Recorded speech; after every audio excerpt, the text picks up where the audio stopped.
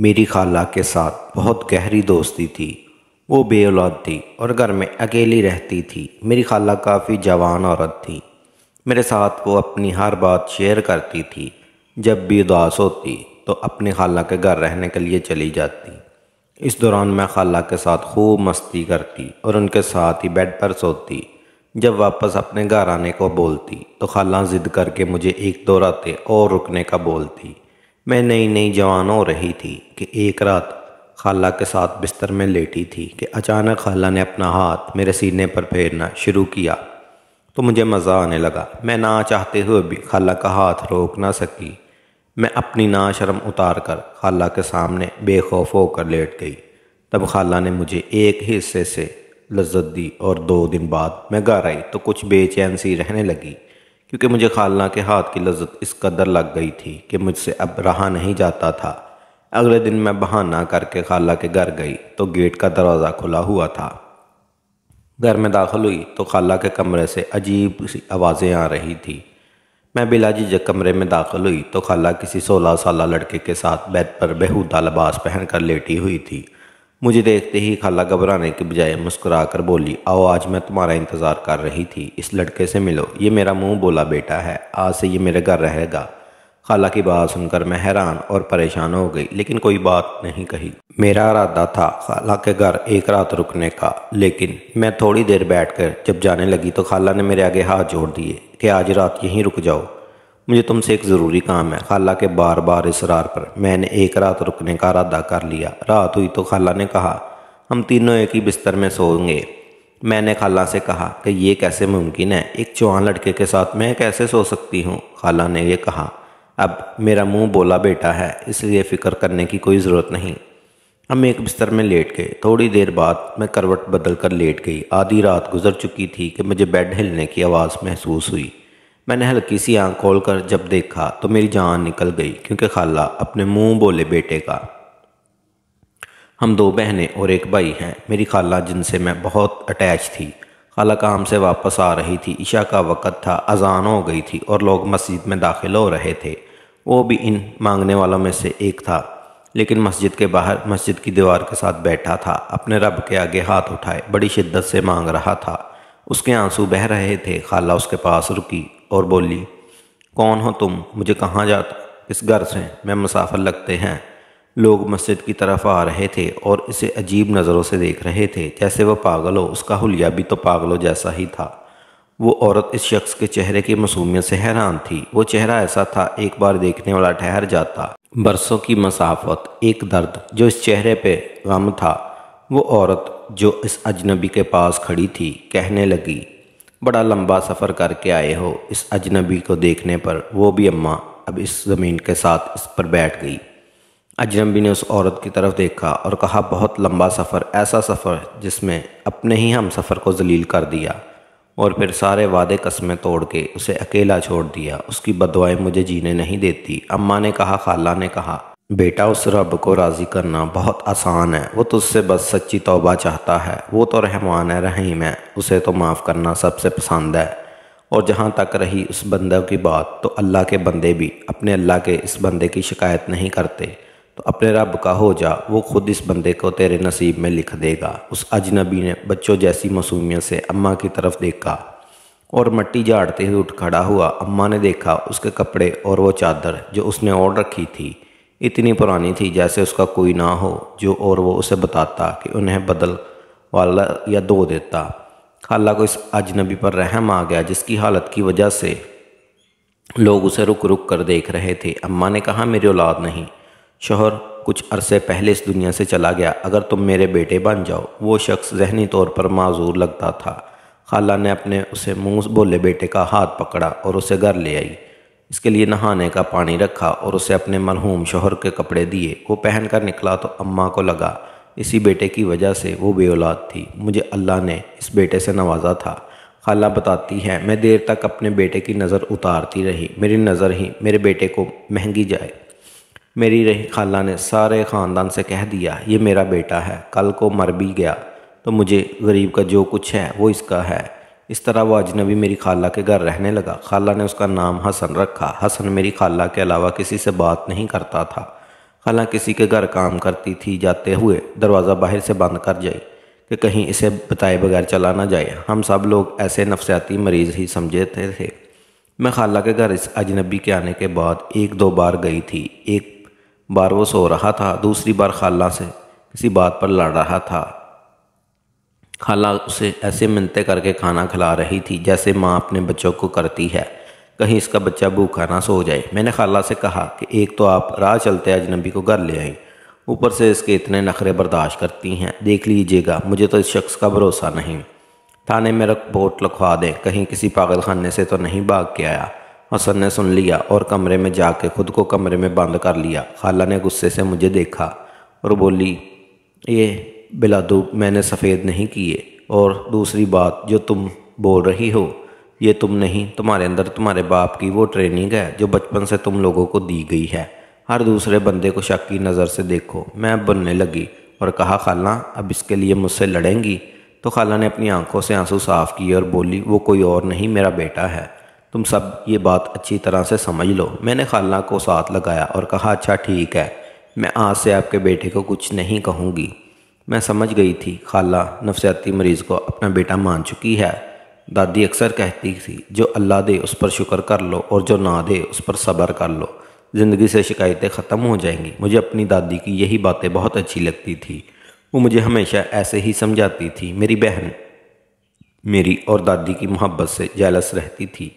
میں نے کہا، تم بھی کبھی سنا دو دادی کی باتیں تو تمہیں پتہ چلے کتنی اچھی باتیں کرتی ہیں۔ دادی کہنے لگی، میں نے کبھی انکار کیا، لیکن دادی تم سے محبت زیادہ کرتی ہیں، وہی شکوہ جو اسے ہمیشہ سے تھا۔ دادی مسکرانے لگی اور بولی، بیٹا تو تمہیں لگتا ہے محبت نہیں تم سے، جبکہ اصل سے زیادہ تو پیار ہوتا ہے۔ میرے لیے تم دونوں ہی عزیز ہو۔ لیکن میری بہن بھی اپنے نام کی ایک ہی تھی، اسے محبت میں شراکت پسند نہیں تھی۔ وہ تو تب خوش ہوتی جب دادی کہتی، تم مجھے سب سے زیادہ عزیز ہو۔ میری بہن دن بدن ضدی اور بے حد حساس ہوتی جا رہی تھی۔ پوری رات باہر رہنے کے بعد میری بہن گھر واپس آئی تھی۔ وہ جانتی تھی کہ ہمارے گھر کا ماحول ایسا نہیں، اور نہ ہی ابا اس طرح کسی سہیلی کی طرف رکنے کی اجازت دیتے۔ اسی سہیلی کی سالگرہ تھی اور ابا آج اپنے گاؤں گئے تھے۔ اسے لگا آج ابا وہیں رہیں گے، لیکن ابا واپس آ گئے اور اس وقت اسے باہر سے آتے دیکھ کر شدید غصے میں تھے۔ جب میری بہن نے کہا، پلیز ابا، اب وقت بدل چکا ہے، اور میں امی کو بتا کے گئی تھی، میری سہیلی مجھے خود چھوڑ کر گئی ہے، میں اکیلی نہیں تھی۔ اس نے بیزار سے لہجے میں کہا۔ ابا کا ہاتھ اٹھ گیا۔ انہوں نے کہا، میں بھی بول کر تھک گیا ہوں، تمہاری یہ عیاشیاں بے حیائی میں برداشت نہیں کروں گا۔ شریف گھروں کی لڑکیاں رات کو کسی سہیلی کی پارٹی میں نہیں جاتی۔ میری بہن نے کہا، آپ کو 1000 بار کہا ہے مت کہا کریں، مجھے کیوں بولتے ہیں؟ میں اپنی بڑی بیٹی سے تو کبھی نہیں کہا، جب دل چاہتا ہے یہاں دل چاہے منہ اٹھا کے چل پڑتی ہے، اسے کیوں نہیں روکتے؟ سب میرے پیچھے پڑتے ہیں۔ ابا نے کہا، وہ تمہارے جیسی بد زبان نہیں اور اتنی بے باک کہ مجھے بتائے بغیر کہیں بھی چلی جائے۔ میری بہن پرکٹی کمرے میں آ گئی۔ مجھے اس طرح سے ابا سے بات کرنا اچھا نہیں لگا تھا۔ میں اس کے پاس گئی اور کہا، تمہیں سچ میں ڈر نہیں لگتا؟ اس وقت سے جب تمہاری بد زبانی ہمارے گھر کی خوشیاں نگل جائے گی، تمہارے ڈر کیوں نہیں لگا؟ تمہیں ایسی سزائے جس سے تم دوبارہ ان کی صورت بھی نہیں دیکھ سکو گی، لیکن آپ کو کسی تب تک سمجھایا نہیں سکتے جب تک کوئی سمجھنا نہیں چاہتا۔ میری بہن نے کہا کہ میں کمرے سے چلی جاؤں۔ وہ ہم سب سے بد زبان ہوتی جا رہی تھی۔ حسن نے خالہ کو بتایا تھا، ایک دن وہ اپنے والد کا انتظار کر رہا تھا، لیکن لوگ اب تک آئے نہیں تھے۔ گھر کے قریب ہی تو میرے چچا کا گھر تھا۔ تبھی اچانک میرے فون پر کسی انجان نمبر سے کال آنے لگی۔ کال پر کچھ ایسا کہا گیا تھا کہ ہاتھ میں موجود موبائل زمین پر گر گیا تھا۔ مجھے لگا میں بھی زندہ کیوں ہوں۔ کچھ ہی دیر بعد میرے گھر میں میرے ماں باپ کے جنازے رکھے ہوئے تھے۔ لوگوں نے بتایا تھا کہ کسی تیز رفتار گاڑی نے دونوں کو کچل دیا۔ میری زندگی اجڑ گئی تھی۔ کب جنازے کا وقت ہوا مجھے کچھ پتہ نہیں چلا۔ آنکھ تو تب کھلی جب چچا نے کہا، بیٹا جنازہ اٹھانا ہے۔ چچا نے آ کر مجھے کندھوں سے تھام کر کھڑا کیا۔ میری ٹانگیں اپنا بوجھ نہیں برداشت کر رہی تھی۔ کچھ لوگ آگے بڑھے جنازہ اٹھانے میں۔ میں نے کہا، نہیں، جانے دو، اپنے والدین کو یا پھر مجھے بھی ساتھ ہی دفنا دو۔ چچا نے کہا، بیٹا جس کی امانت تھی اپنے واپس اس نے لے لی، صبر کرو۔ اور حسن کہا، اماں تم بتاؤ، صبر کہنے سے آ جاتا ہے؟ اپنا چھوڑ جائیں تو صبر آ جاتا ہے۔ وہ خالہ کو بتاتے ہوئے بری طرح سے رو رہی تھی۔ لوگ جنازہ اٹھا چکے تھے۔ میں کہہ رہی تھی نہیں لے کر جاؤں، میں مر جاؤں گی۔ میں پاگلوں کی طرح میرے چچا کے بیٹے مجھے سنبھال رہے تھے۔ کچھ لوگ کہہ رہے تھے مرد ہو کے عورتوں کی طرح روتا ہے۔ مجھے بتاؤ اماں، کیا مرد کو اپنے رشتوں سے محبت نہیں ہوتی؟ کیا اس کا کلیجہ اپنوں کے جانے سے چھلنی نہیں ہو سکتا؟ اب خالہ بھی اس اجنبی کے ساتھ اور رو رہی تھی۔ ماں باپ وہی واحد سہارا تھے۔ حسن سے وہ چھن گئے۔ اس کے چچا جو پہلے ہی اس کے گھر پہ نظر رکھے ہوئے تھے، اس کے گھر میں یہ کہہ کر شفٹ ہو گئے کہ اتنا بڑا گھر ایک گھبرا جاؤ گے، اس لیے کچھ دن تمہارے خاطر یہاں آ گئے۔ اس کے چچا کے بیٹے اسے اپنے ساتھ عجیب جگہوں پر لے جاتے۔ وہ کسی لڑکی کا مکان تھا، یہاں وہ حسن کو اپنے ساتھ لے آئے تھے۔ حسن اور اس کے کزن 1 گھنٹے تک اس لڑکی کو ناچاتے ہوئے دیکھتے رہے۔ ساتھ ساتھ اس کے کزن شراب بھی پی رہے تھے۔ حسن حیران تھا، اس کے چچا تو خاندان میں اپنے دونوں بیٹوں کے تعریفیں کرتے نہیں تھکتے تھے۔ حسن نے کہا اب انہیں چلنا چاہیے، لیکن اس کے کزن نے اپنے دوسرے بھائی سے کہا تیری والی کہاں ہے؟ اسے تو بلا، اپنے اس نکھٹو کزن کو دکھا۔ کیا یہاں وہ ہر وقت سوگ اور درد چار کرنے میں لگا رہتا ہے؟ حسن نے بتا پار ایک سٹور چلاتا تھا جو اس نے اور اس کے باپ نے بڑی محنت سے بنایا تھا۔ مجھے اس وقت نہیں پتا تھا یہ لوگ مجھ سے کچھ چھین لیں گے۔ ان لوگوں نے مجھے شراب پلا دی اور شراب میں کوئی ایسی چیز ملا دی تھی، میں بے ہوش ہو گیا۔ اگلے دن آنکھ کھلی تو جیل میں تھا۔ میں 5 دن جیل میں رہا، مجھے کوئی ملنے نہیں آیا۔ ایک دن جب میرے دوست کی کال کروائی تو اس نے آ کر ضمانت دی اور مجھے رہا کروایا۔ واپس گھر آیا تو پتہ چلا گھر من میرا رہا اور نہ ہی میرا سٹور۔ وہ لوگ نشے کی حالت میں مجھ سے سائن کروا کر سب کچھ اپنے نام کروا چکے تھے۔ میرے کزن نے مجھے دھکے مار کے وہاں سے نکال دیا۔ میں انہیں مارنا شروع کیا تو میرے چچا نے کہا کہ اچھا ہوا سب کچھ میرے بیٹوں نے سنبھال لیا، تم جاؤ یہاں سے، پولیس تمہیں لے گی۔ میں اور میری بہن بازار گئی تھی۔ جب اس نے کہا بسمہ اس لڑکی کو دیکھو ذرا، کیا لباس پہنا ہوا ہے، کیسی ماڈرن اور خوبصورت لڑکی ہے۔ میں نے کہا تمہیں کب سے ماڈرن اور فیشنیبل لڑکیاں پسند آنے لگی؟ یہ بہت بولڈ اور آزاد ہوتی ہیں۔ میری بہن کو میری بات بری لگی۔ اس نے غصے سے مجھے دیکھا اور کہا بہت غلط بات ہے، کسی کا ظاہر دیکھ کر اس کے باطن کا اندازہ نہیں لگانا چاہیے، اور پھر بولڈ یا آزاد خیال ہونا تمہیں برا کیوں لگ رہا ہے؟ میں نے کہا مجھے وہ لڑکی کہیں سے بھی مسلمان نہیں لگ رہی۔ اس دن میں سمجھ گئی تھی میری بہن پہ اس کی ماڈرن سہیلیوں کا صحبت کا اثر ہونے لگا تھا۔ میں نہیں چاہتی تھی حسن کی طرح میری بہن بھی سب کچھ کما دے۔ حسین تو اپنا کاروبار اور گھر کھو چکا تھا، لیکن ایک لڑکی کے پاس تو اس کا سب کچھ اس کی عزت ہی ہوتی ہے۔ میری بہن اپنی سہیلیوں کے ساتھ رہ کر بہت آزاد خیال ہوتی جا رہی تھی۔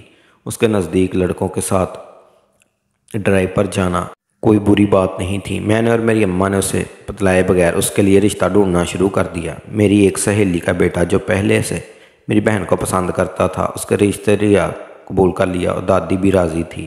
میں جانتی تھی اگر میری بہن کو پتہ چل گیا تو اس بات کو ابھی شو بنا لے گی، اس لیے ہم لوگوں نے اس لڑکے سے کہا کہ وہ خود ہی میری بہن کو اس رشتے کے لیے راضی کرے۔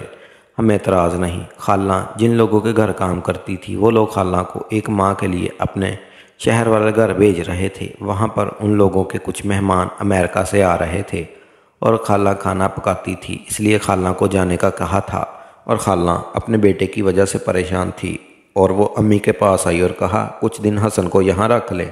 میری امی نے کہا میں تو نہیں رکھ سکتی، آپ کا تو میرے گھر میں وہ بھی جوان بیٹیاں ہیں، اور پھر بسمہ کے ابا بھی اجازت نہیں دیں گے۔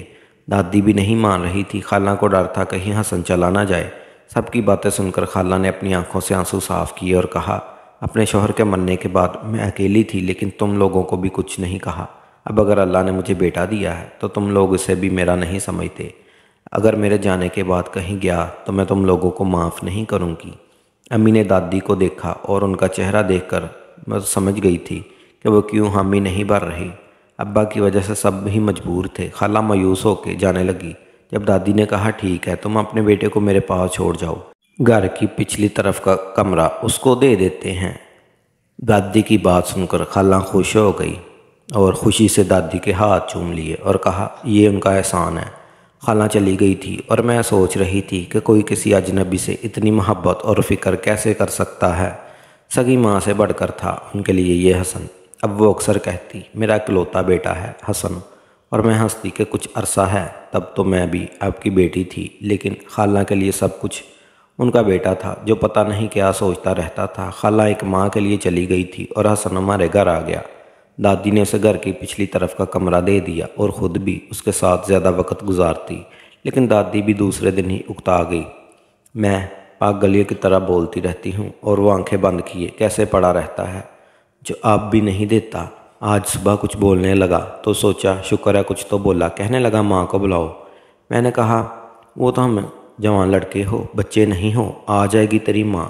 تم کوئی کام کیوں نہیں کرتے؟ گھر سے نکلو کچھ کماؤ۔ تو پھر ویسے ہی لیٹ گیا چادر تان کر۔ میں نے کہا دادی اس کی ذہنی حالت ٹھیک نہیں، خالہ اس لیے تو اسے اکیلا نہیں چھوڑتی اور آپ اسے کمانے کے طریقے بتانے لگی ہیں۔